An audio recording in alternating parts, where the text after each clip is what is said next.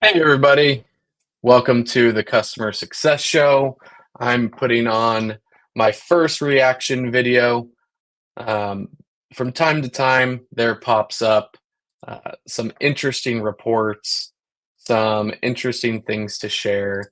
So I'm going to uh, talk about this Bain report that I just brought up. So we're gonna start at the very top. And for those before we jump in who are unfamiliar with this report, it's a long report. This is page 77 to 82, covers customer success, and um, and it's super interesting. So I'm gonna give some hot takes. Just gonna read this report, talk through it. This might be interesting to some of you, but if in case you like just listening, talking through, or you don't like necessarily reading, we'll just do it together. And we'll have some fun along the way. Before we get started, if you haven't checked out Success Panda, check us out, successpanda.io. You can sign up for a free account or become one of our members. It's going to be the one-stop shop for professional development for customer success. So with that, let's go ahead and launch in. So this came out some weeks ago, and like I said, it's the customer success is just one small portion of a much larger report. It actually talks more about AI than anything, from what I've read. But we're not gonna. We'll come back to the at a glance stuff because I just want to read. We're just gonna go right into reading it, and I've highlighted some sections that I wanted to hit along the way. So let's jump in. Software companies are grappling with a surprising disconnect. Despite significant investments in post-sales personnel since the pandemic, customer retention has suffered. Net revenue retention (NRR) rates, a measure of how well companies retain and expand revenue from existing customers over a certain period, decreased from 75% of software companies in the recent Bain survey, even as nearly 60% increased customer spending. See Figure 1. Frustrated executives are, we're going to skip that for a second, questioning why these investments haven't paid off, and worse yet, may have exacerbated the problem. So this is kind of like what's funny is they have this sentence in here: frustrated executives don't know why it hasn't paid off, but then the article goes into basically out a lot of these companies about what they're not doing, the basic blocking and tackling that goes into post sale motions and customer success. But let's head up this Figure 1 too. So net revenue retention rates have decreased for many software companies despite spending more on customer success. Yeah, so throwing money at a problem or a broken problem is not going to make it any better. And um, we're going to go through this article and we're going to read about just simple things that these companies aren't doing. And then also, customer success is not just the customer success's team, um, their their responsibility. I posted I think a couple months ago. It was actually, I guess you'd call it, went viral on LinkedIn. It was a meme that I shared of a construction, a work construction road site, and it had one guy with a shovel in a hole digging, and then it had like nine other guys standing around watching him dig. And so the meme was I put CSM as the guy digging the hole, and then I put like CEO, CFO, CTO, Big Four consultants. Like it was supposed to be funny, right? And then there was actual jackhammer that was laying off to the side called AI integrations. I mean, it had like 3 million engagement the last I looked, and I think the reason that went viral is because this whole idea of like, hey, we're siloed.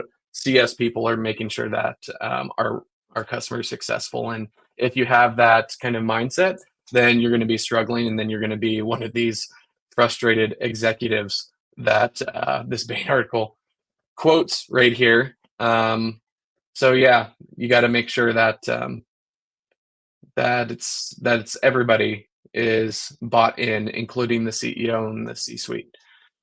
Alrighty, so let's see. Net revenue has fallen. A lot of people will be crying macro conditions, right? But besides that, and then just throwing money at a process or a team that's not working, yeah, it's not gonna yield better results. So let's keep reading on. All right, we're going to start right here. It turns out there's a huge disconnect exists between how customers want to be served and what vendors think they need. Additionally, many vendors silo the customer success function and miss the opportunity of a streamlined post-sales package with cohesion across tech support, customer success, and professional services. It would be really interesting to see these N 150, N 149, the sample size of these companies, who they're talking to. I mean, to see a cross section of, are these Fortune 100, 500,000, Series C, B, A, startup companies? Who are they talking to? And it's been my experience, having spoken to hundreds of people from ICs to CCOs, that this is a challenge right now. And if you are someone who is in a CS leadership position, this is a great point that they bring up. That if the next time you go on a B2B sales call, if they don't have a slide in their pitch deck that talks about the post-sale journey, there's probably a good reason for that, because it's probably not great. And I don't understand why companies, and they do exist, still don't try to sell what their customer journey is going to be, include it in a slide. Hey, this is your plan, here's the roadmap. But many don't. Many still don't. And I think they're calling this out right here. That there's not a cohesive story. There's not a cohesive playbook, game plan, whatever you want to call it, after people say yes, right? Especially that's not being presented before they actually sign on the line, right, and close the sale. Let's keep rolling. Effective post-sale activities help buyers implement software, increase adoption, adapt their use as needed, and achieve ROI, all of which are more important than ever with the acceleration of software purchases during the pandemic and increasing complexity of SaaS products. That's interesting because, like, you think with everything that's going on, that that software would become a little bit more easy to understand. And I remember back in school when I was doing my undergrad, I did it in marketing. It's interesting because, like, there exists different types of companies and then different types of you know business strategies. And there's some companies who will say a white box and try to make it black, where they try to take something simple and add complexity to it in order to sell it. So it's like that's the motion. Take something simple and try to make it complex so that you need me. And then there are some companies who try to take something that's complex and then break it down to something that's simple and easy to understand. And so you think that with, like, the rise of generative AI, a lot of these AI products, that we'd be looking at some more simplicity in software, but simplicity is probably harder to sell than going the other way, trying to make it more complex. So flowing post-pandemic sales and a shift from subscription to customer usage-based pricing have further raised the stakes for retaining customers, enticing them to spend. That is right. So going from a subscription, getting value out of a subscription, in my experience, is very subjective. When I've actually managed a book of business, managed customers before, um, what people think is the most important job to be done, or how they get value, is subjective, right? But if you're the one thing that you want to make sure that you have when you're a SaaS company is you want to have the unit of value clearly understood and articulated. And we'll get more into that as it goes on. So, for example, in Success Panda, with my company, the unit of value is what we call matches. So your ability to match with mentors, mentees, mock interviews, hiring managers, and networking. So how many matches are going on? right? Because people are matching and therefore meeting. And then how many of the other things like the events are being listed, and how many um, comments are being and leads are being generated. So the unit of value has to be understood, and you have to constantly think, how can I increase my unit of value? A lot of companies don't do that, or they can't articulate what their unit value is, or it becomes complicated, or their messaging is not great. So let's move on to the next paragraph. Software vendors have largely relied on customer success teams to maximize product use. Just side note, your product could be simple to use, but that might be asking too much. In addition to customer success practitioners increase spending, more software companies are creating a dedicated customer success teams. The share of US enterprise software companies with a customer success team reached 60% this year, up from about 40% years ago, according to Bain analytics of LinkedIn and other data. So the fact that that number is not close to 100% is troubling, because it doesn't line up with the data that they present of how most customers feel that their needs are only being moderately met. At least it's going in the right direction, but again, we can only move so fast as an industry. Can only educate so many people. All right. To deepen customer relationships, vendors have also emphasized more proactive. Yay. Yay. So that messaging from the CS community is getting out. Proactive has been preached for a while, and it looks like that's reaching. Specialized customer success roles. Okay, maybe let's see. Including customer success managers. I mean, I wouldn't say that was specialized. That's more run of the mill. TAMs, technical account managers, and success architects. I would put in solution architects as well into that role. Meanwhile, they've reduced spending on reactive tech roles through automation. Yeah, so that's going to continue to happen as AI becomes launched at scale, right? Within the tech stack, which generative AI could further accelerate. Consequently, customer success roles now constitute a larger portion of the post-sales workforce in Figure 2. Yeah, we'll look at Figure 2 right now, actually, which just shows, and this is the crazy thing, software vendors are emphasizing more proactive, specialized roles. Yeah, I mean, that's yes, just there is no and. It's just yes, clap, yes, more proactive. So more proactive customer success. We got our professional services people, and then reactive. Looks like some of the reactive people just switched over to the CS. It looks like PS has relatively stayed the same. But yeah, that's a good sign. So that's good. We're going to take all the good news we can.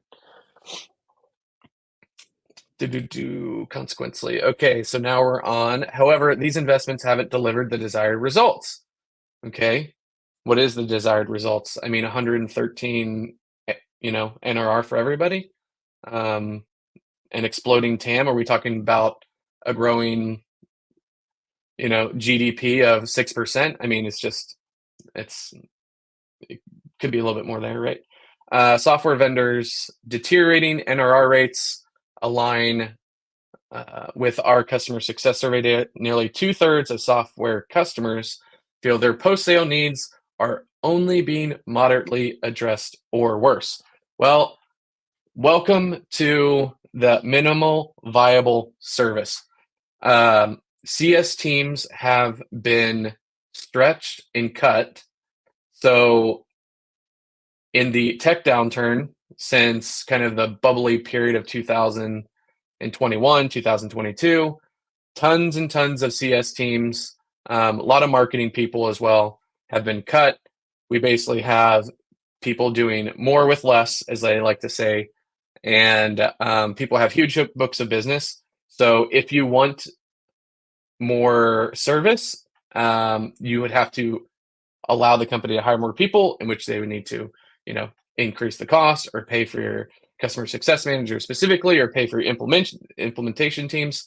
But as we have moved from a customer success is there to help customers get value from the products they buy, to now a lot of companies are looking at CS teams, especially as more CSMs and CS teams have been placed under the CRO, the Chief Revenue Officer, or even the sales, the VP of sales, as they are under those.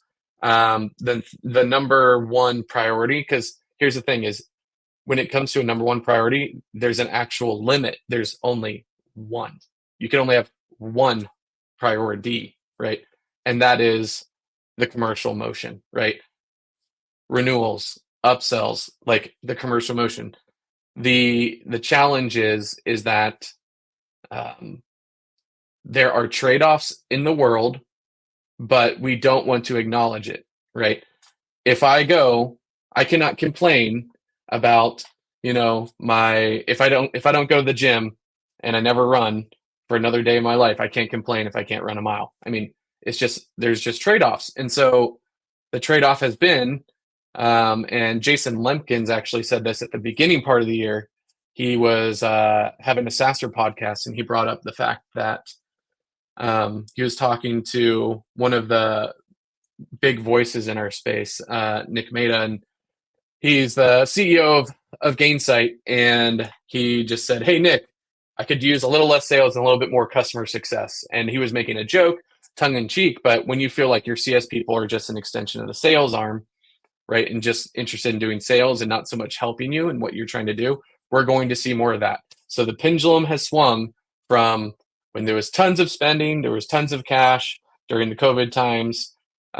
It was, hey, we're going to focus on our customers and helping them get value, and yeah, we're going to make sure that renewals are there, and you might be in charge of renewals. But now it's more, hey, we're going to take care of the renewals, we're going to take care of upsells, we're going to make sure we have qualified leads. So the commercial has just taken a front seat in this recent time.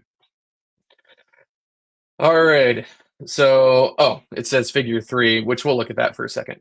All right, let's see the why. So Bain tells us why.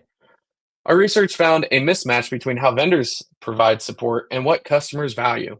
In our recent survey, software buyers ranked assistance with technical implementation or deployment as their highest priority for customer success, while practitioners rank it 6th. Okay, well, let me finish this paragraph and then I'll comment. Vendors often provide general assistance, but have abdicated too much technical implementation to systems integration partners. Clearly, customers see a role for vendors to provide to provide architectural support and technical implementation best practices, even if system integrators continue to do the heavy lifting. Well, this is a very, very smart business move, right? Anytime you have that third player in there, hey, we're not gonna churn, but that partner that we worked with, man, they couldn't help us technically, but we still love your software. We just need to find the right partner, right?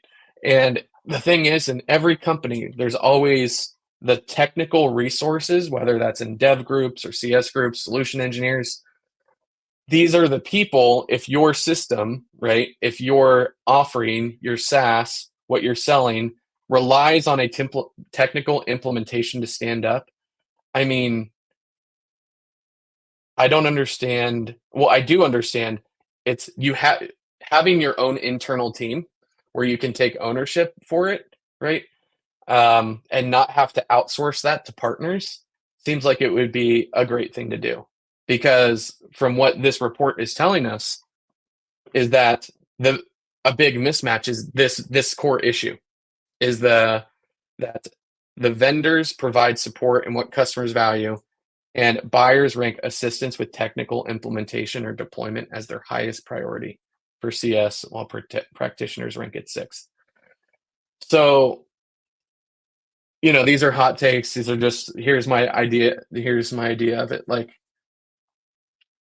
if you have a company selling a B2B software and they rely on a Big Four consultant or some other consulting company, the big names that are out there, and you say, hey, you guys familiarize yourselves with our product, you then handle the technical implementation. Anytime that there are two income statements or balance sheets, like there's just not going to be a cohesive experience because every company is trying to maximize their own balance sheet.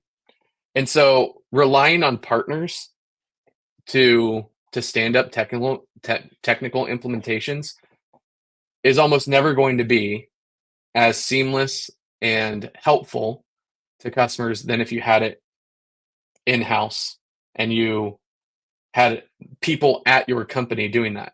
That way you can have the A word, which is accountability, which no one wants to do.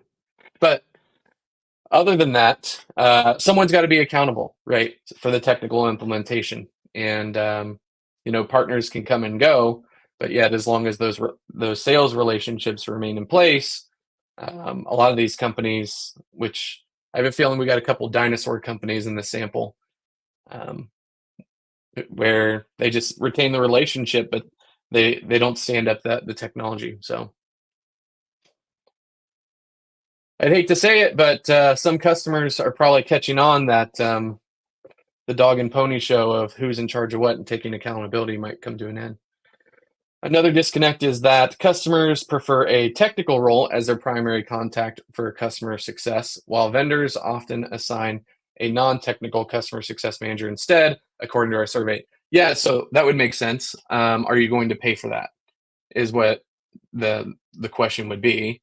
So generally, the more technical role, one, there's a supply and demand of there's just not as many, we'll say, people that can do both, right? People that have technical skills as well as we'll say those client skills that are needed. There's not as many of those, so it's just a resourcing challenge. And then if you want that, yeah, then you can have that, but you just might have to pay for it. Oh, but most people want stuff for free or not pay for it. So, yeah, I mean, this is customers saying we want to have our cake and eat it too. But that largely comes down to, are you willing to pay for implementation or a dedicated CSM? All right, so here's figure two.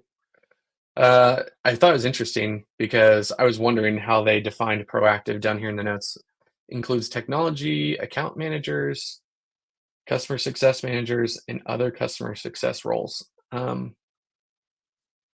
Yeah, the thing is, we don't because CS, and this is one of the challenging things that I envy very much our sales colleagues is that they have very, very clear and delineated lines and responsibilities of what they do. The definitions are clear. New bookings is um, pretty straightforward, right? New sales. And salespeople are not confused about what they do, right? Salespeople make new sales, right? In the CS world, we have a crisis of definition where we have just to take this Bain report, account managers. Well, in some companies, account managers, they're basically renewal managers. They take care of the commercial responsibilities. They don't do onboarding. They don't do implementation.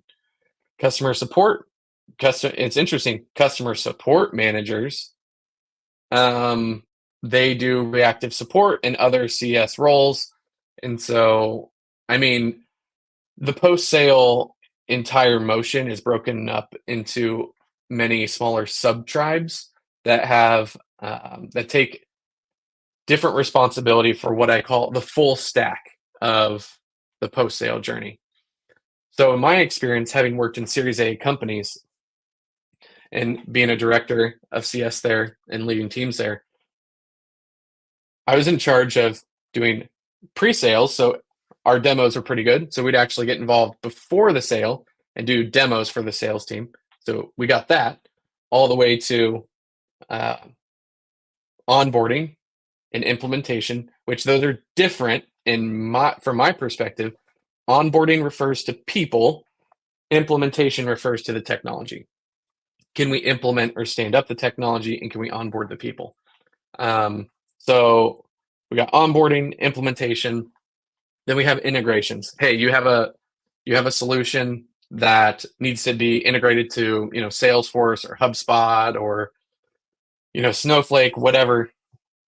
That's when we get solution engineers, or architects or whatever the title would be, where they get involved, where these people are much more technical than an account manager or a customer success manager, and they help make sure that that process, that integration is successful. So they're in charge of that part of the stack, right?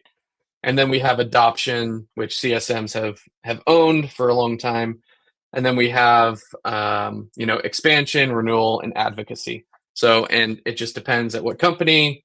The bigger the company, the more specialized you become in one of these. So, but if you're at a smaller company, you do the full stack. So, anyways, it's great to see, figure two, that we have more proactive people. That is awesome. All right, we'll come back to figure three. Oh, wait, we were going to check out, I think, figure three. Yep, that's the one, because we already saw figure two. Yeah, here we go. About 65% of customers feel their post-sale needs are only being moderately addressed. Like, if you're selling and you're a big player in the space, like, this is terrifying, because it just means, anybody from a 3, right, and down, like, this is, I mean, that's 65% of the market is basically up for grabs. Like, you can create a software that solves the job, the core job that they need, and then you make the actual experience of consuming that software and then getting the value of that unit of value. You make that, like, not drudgery, but something that is a great experience. Like, this whole TAM, this whole market is open because they will switch, right? It seems like 5% of people are doing a great job, and that is surprising, especially for how many LinkedIn leaders are on LinkedIn. All right. All right, so we're going to hit this. So here's figure four. The software buyers highly value assistance with technical implementation, but vendors see it as a low priority in their customer success activities. All right, so let's do the practitioner first. I know it's on the right side. So from the supplier, the people working at these B2B SaaS companies, I'm going to run this through my lens of CS. Aligning on objectives and building a success plan. Okay, yeah, I mean, that's super important. I can see why 53%, which you can see over here on the customer's perspective, that's number two. Yeah. So we agree that that is super important, because what are we even doing here, right? And what does success look like? Has to be defined. All right, so on the practitioner side here, we have conducting regular assessments of satisfaction and successful outcomes. All right, initial sales handoff and product onboarding. Okay. Product education and training. Okay. All right, so these have all been the same right here. Boom, boom, boom, boom, boom, boom. These are all the same. So this is where it's coming different. So from our provider standpoint, coordinating across internal teams on behalf of the customer, 41%. Okay, well, that didn't even make it onto their top 6. So apparently the customers don't need us to coordinate on their behalf for support or services, or maybe they don't need us, but it's like, hey, it's not as big of a priority. I can reach out to them too. My fingers still work. I can send an email or send them a Slack. But what they really want, and here's the difference, at least this made our list over here of the providers assisting with technical implementation. Okay, so it's number 6, and then their number 6 is resolving support tickets. So that's more of a commentary on just support teams and probably getting that done in a faster and more efficient way. But yeah, so what do I think about these 6 listed up? Yeah, it's clear that the technical, right?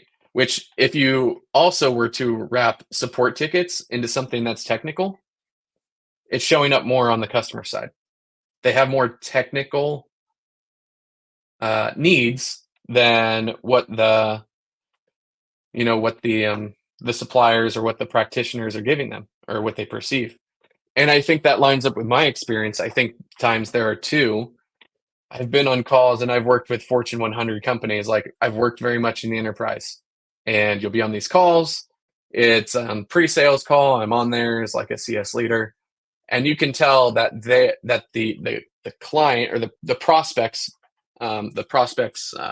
technical resource, that they may not be as technical as they lead on to be, and they might struggle, right? And there might need to be a training from the vendor's technical resource to theirs, right? The challenge is people don't readily open up about, I don't know how to do this, and people don't like to admit they're wrong or they don't know how to do something. So what happens will be they'll have to go through a couple implementation meetings, they'll have to pull someone in, and a lot of times these implementations, the reason they fail or fall down or become delayed, if you were to boil the entire ocean down to one pot, like it's because there are people who say they have technical skills that they don't, or they have technical skills that are less mature than they otherwise should be.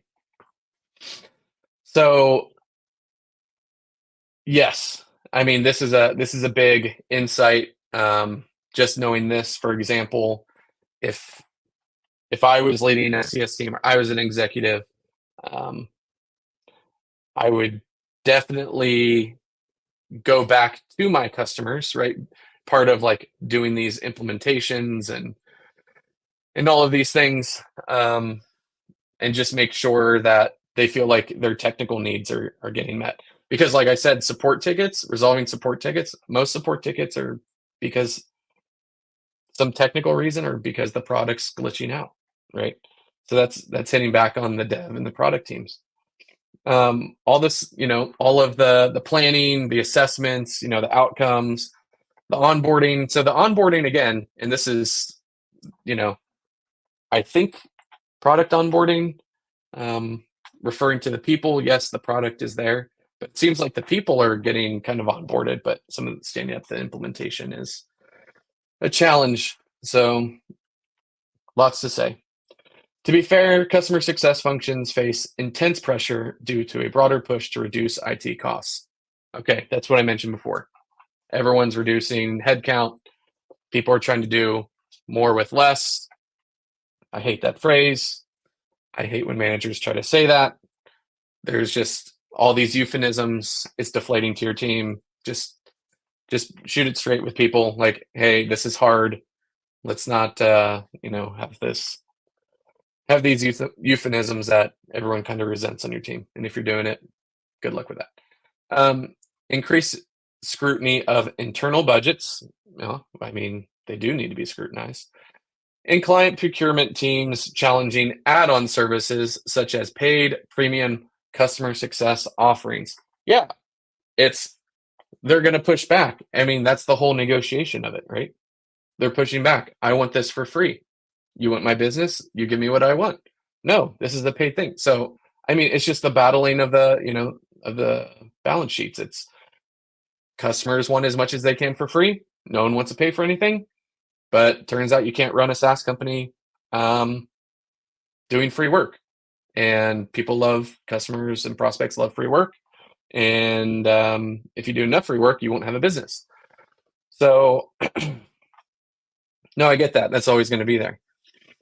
These headwinds are compounding two long-standing challenges. It remains difficult to prove the return on CS investments, and many of these teams are perceived as cost centers rather than revenue generators. Okay, so so the old CEO of Snowflake wrote a book, and in the book, he's like, "Why do we need a CS department?"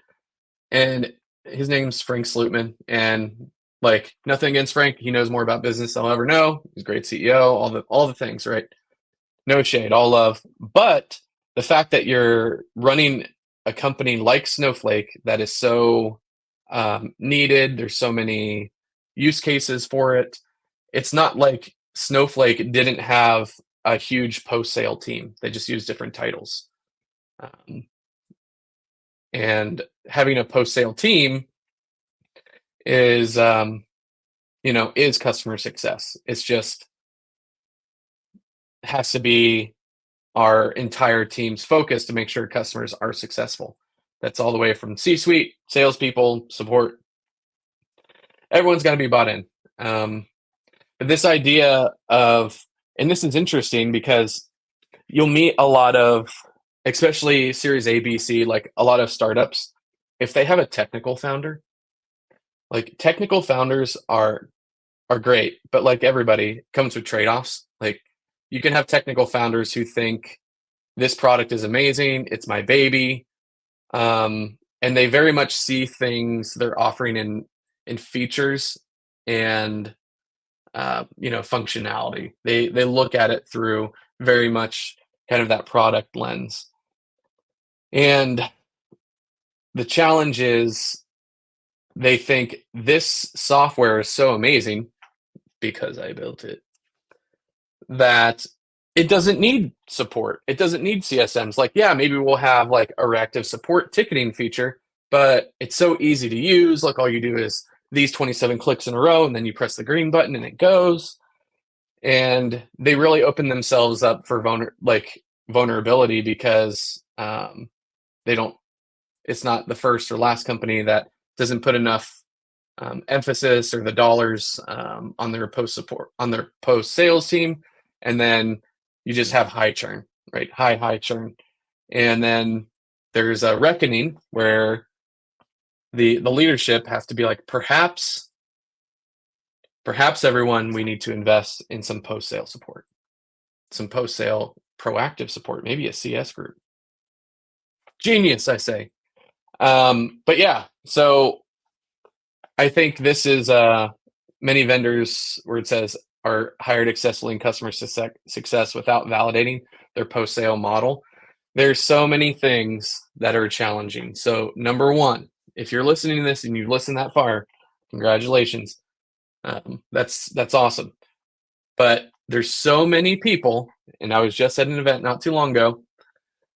You have a head of customer success, whoever the leader is, VP, head of customer success, whatever, CCO, chief customer officer, who hires another middle manager, director, VP, managers, who those people have a sales product, not a CS background. They didn't grow up in this. Okay. CS has been around for a little bit. There's enough people who have grown up in this, like myself, who actually know what they're talking about. But there are people who are running teams who have no idea what they're doing. None. And when you ask them how much training they have, they'll tell you the answer is 0.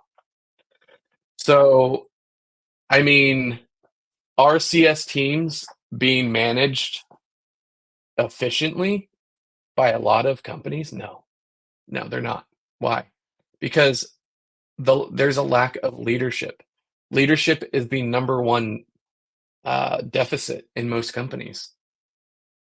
And do you blame that on the person who's like, hey, I used to golf with the CEO, now I'm running the CS team? I mean, no, good for him. He got an opportunity. Does he know anything about customer success? No, I've talked to people. They said, how hard could it be? Well, according to Bain, it's not looking pretty. Turns out it's a little bit harder than you think. You might have to put a little bit more thought into it. So the cost center thing, and this is the final point, and then I'll move on here, is that you'll understand if you really think that customer success is a cost center, why don't you just man up and get rid of all of your post-sale customer success people, right? Just go get rid of all the people. If it's a cost center you think that you can eliminate, and then you'll find out the true cost of customer success. Only until you don't have customer success do you find out the true cost. And maybe in the short term, because it's lagging, you might feel like it's fine. And a year from then, you'll be crying and you'll probably be out of a job because you'll have a churn of 50%. So it's just tough. It's not a cost center. If you run a CS program and you have different segments, you have digital, you have customer marketing, you have people lifting where they stand, right? And you'll be able to take care of business. A lot of times, there's the analogy of I don't know if you've ever tried to help someone move where they had got a piano, but you know, as a guy, it's happened to me once or twice. And the point is, almost very few people can lift a piano by themselves. But if you just lift where you stand, right? Just lift where you stand. You're not in charge of lifting the whole thing.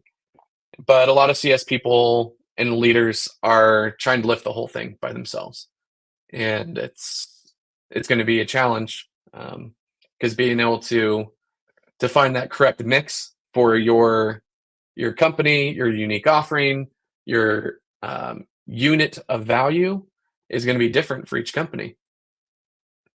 It's like a trite story by now, but there's so many companies where you have an ex, worked at big company over here, and people want to hire them because there's some VP that ran a playbook that worked over there. They try to implement the same playbook at the new place, and then they run it into the ground. And it's sad. I call this beware of the parachuting VPs. But like people lose their jobs, like frontline people. I mean, you have to follow your leaders. That's why leadership is the biggest deficit, because it's your job as a leader to provide clarity, right? So many things. I could go on forever. So let's keep going. What does good look like based off our work with software companies worldwide and analysis of companies with high NRR? We found that the emerging leaders are focused on the following key areas. Okay.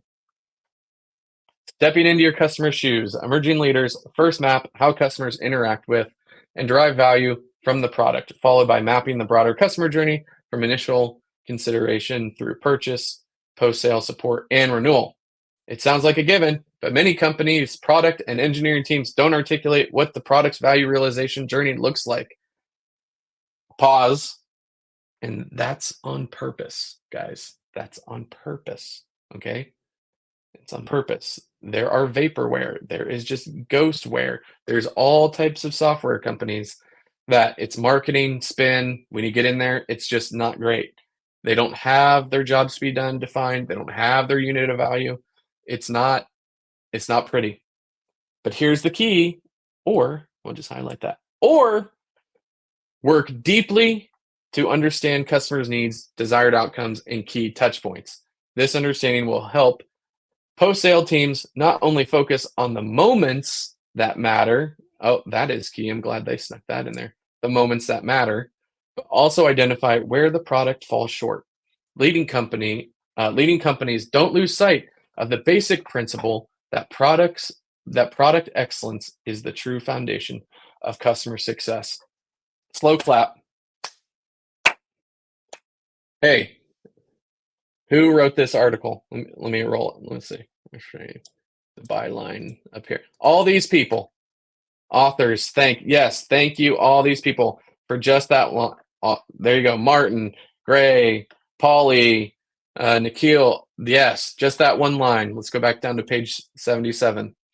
I mean, we were way past 77. That one, the moments that matter, but that the product is the foundation of customer success. I tell job seekers all the time. So product is what I call in my top three. My top three. If I were ever to take a job again, here's my top three. And everyone's got a top three, right? It can be money, it can be benefits, it can be PTO, it can be product, it can be who your leaders are, it can be in the mission, whatever. Everyone's got a top three. My top three. Who is your boss? Because if you have a bad boss, nothing can make up for that in life. Number two is, what is the product like? If you have a crappy product, you as a CSM, your life is going to be tickets and it's going to be putting out fires. if you're really, really serious, if you've had bad experiences being in the CS world, and then you want to work at a company where you're like, I want to have a good experience, you need to go on to their one-to-many webinars or whatever they're talking about their product, but really try to understand their product, right? Because if you join a company that has an amazing product, it is a true blessing. Like, it's amazing when you work for a company that has an amazing product. Not even amazing, that's too high of a bar. A good product. Okay, right. And then three is a lot of times compensation and then what goes along with that, right? Everyone goes to work for work. We wouldn't do it for free, otherwise probably wouldn't call it work. And by the way, work is also doing things that you don't always want to do all the time. So yeah, pay is important too. So, but yeah, product excellence, super. I'm glad they called that out because I mean, there's a lot of. It's interesting because during the good times, did companies try to use that excess capital, that excess revenue they're bringing in to try to pay down some of this technical debt? No. Number two, define post-sales roles to better deliver on customer success mandate. Blurring lines between post-sale functions has created confusion for customers. Okay. And inefficiency for vendors. Oh, you mean like having 5 people on a call from your company when you got 1 person from your customer? You mean like having the sales guy there, the account manager there, the CSM there, the implementation guy there, and a solution engineer all on that call? I mean, I can't go into it, but I've been on calls before where it's been exactly like that. And most of the time, they're at these big companies where they have this entire team, um, and everyone's got a specialized job. Well, the thing is there's nothing that justifies your existence more than being on a call with a customer, right? I mean, it's political at that standpoint. No one wants to be like, well, I can see I'm clearly not needed here, and then you just get yourself out of a job. But again, that's for the leaders. It's for but inefficiency for vendors. I mean, I would say inefficiency was a kind word. They could have used the word frustration. All right, leading companies are taking a blank sheet approach. Oh, okay, this is interesting. They clearly define all activities required from the customer journey, rationalize roles from the customer's perspective, rationalizing roles from the customer's perspective. Each role should have distinct responsibilities that collectively leave no gaps in the customer success deliverables. I mean, it's hard not to laugh, but I mean, yeah. Again, this boils down to leadership, guys. This is not complicated. I mean, it's this almost a similar concept where I tell people, um, like when you're leading a CS team, like please don't quote unquote check in with customers with nothing to add a value when you email them. When you're checking in on an email, you have nothing in that email that adds value to that interaction, you're training customers to ignore you. So I don't believe in checking in. I don't care if the email has, "Hey, here's some news that I saw about your company." Have something of value in your email, even if the whole purpose is to check in. I don't care. Find value. Find here's your recent last couple users that logged in, or here's your update on your tickets, whatever. But that's one of the things that I know clearly in when you're interviewing people is if they like, and you hear it from like leaders, if you're just checking in, then they haven't matured in the understanding of they have to understand that every interaction has to deliver value. Okay, blank sheet approach. Got that. Many leading companies are creating outcome based success plans that ask customers to define what success looks like to them.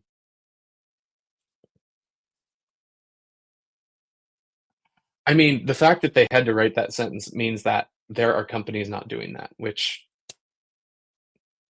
I mean, Brad at successpanda.io, I can do some consulting. I mean, I can help you out. Which enables vendors to develop a catalog of post-sales services, so post-sales service jobs that closely match customers' needs.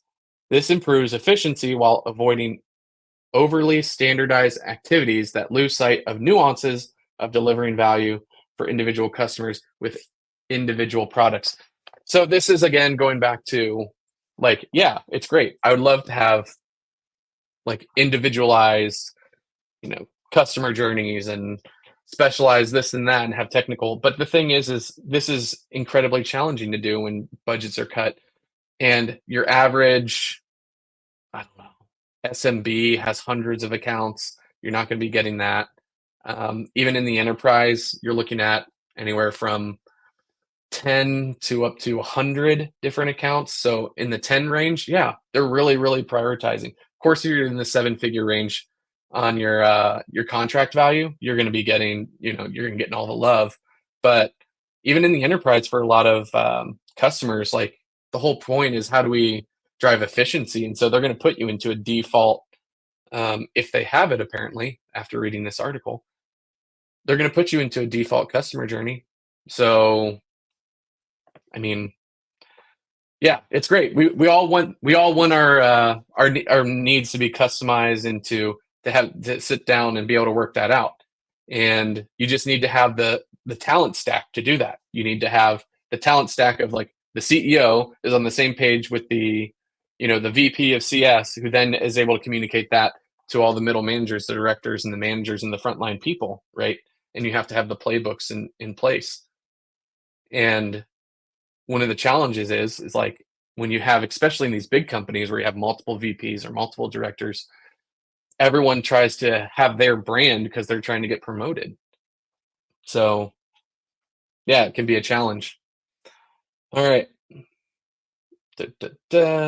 Individual products. All right, so on to number 3. Coordinate the front lines.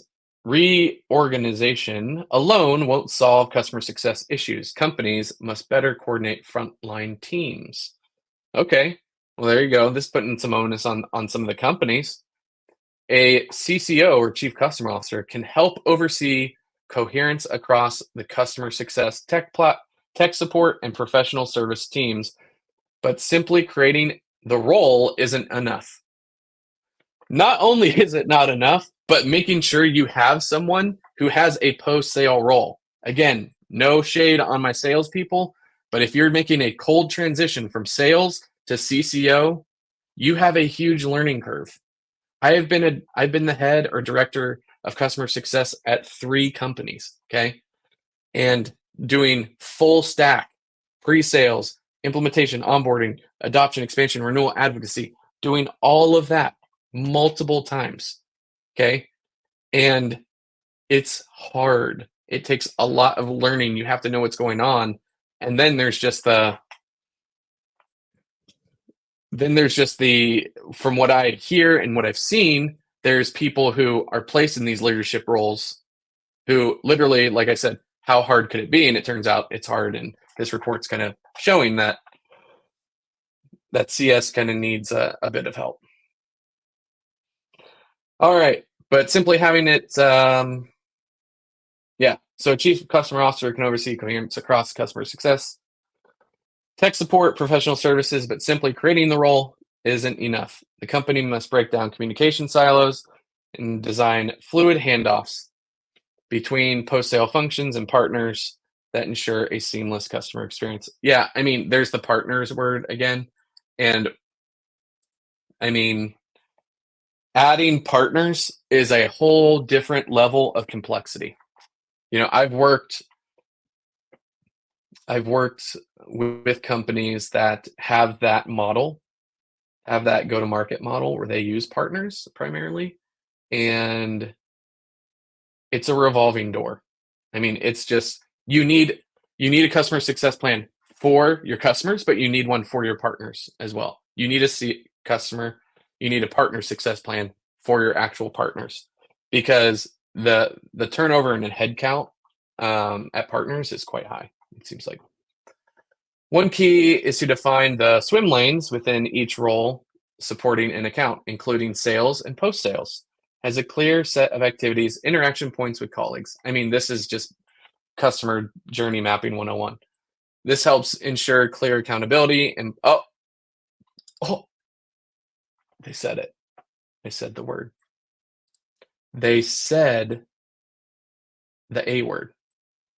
Clear accountability. Yeah, we don't get much of that. All right, and blueprint for collaboration. Leading firms have also prioritized effectively training, empowering, and managing customer success managers. Who are these leading firms, Bain? Who are they? Because I'm in the space and I'm talking to them, and the training and empowering of managing customer success managers. I'm going to tag you on it. Just who are these? Who are these companies? I would love to talk to them. They'd be doing a great service to humanity if they just came out and told us in the open, this is how you do it. Because so many people are struggling with that. Let them lead out. We're happy to follow, but we got to know who they are. All right, because emerging leaders apply the right resources to the right activity at the right time.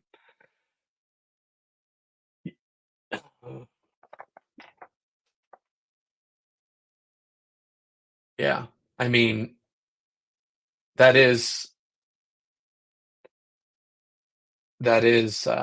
long pause here because that sentence kind of took my breath away because um, there's so many people, so emerging leaders, so I guess the ones that are emerging rather than already here, because I would say the leaders that are already in that space also need to do that. They're not just getting a free ride until they retire.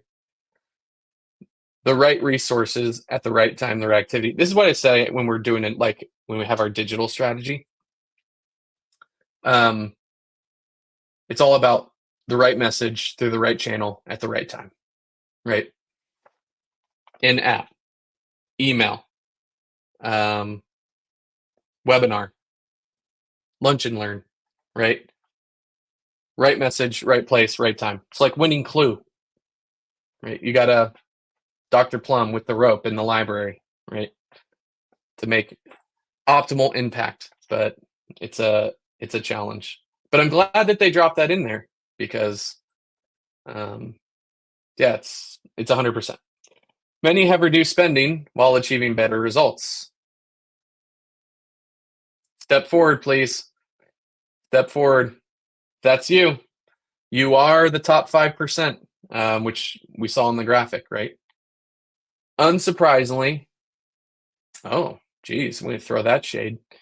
Our analysis found that companies with high NRR are much better than lower performers at cost effectively deploying customer success resources.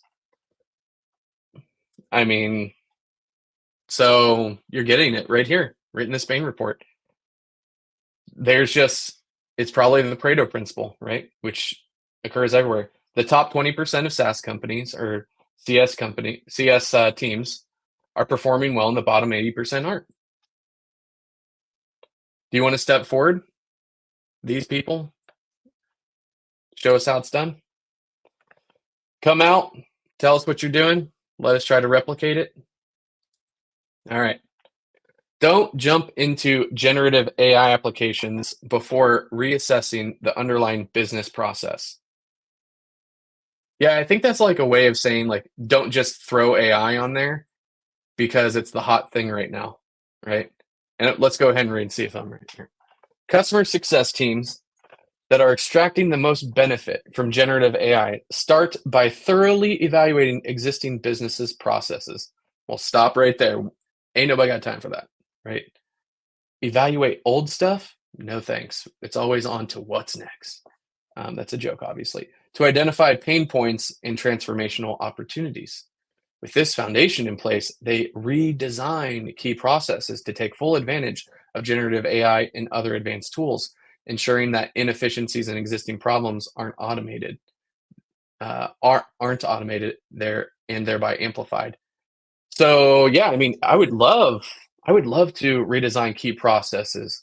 I would love to evaluate existing business processes.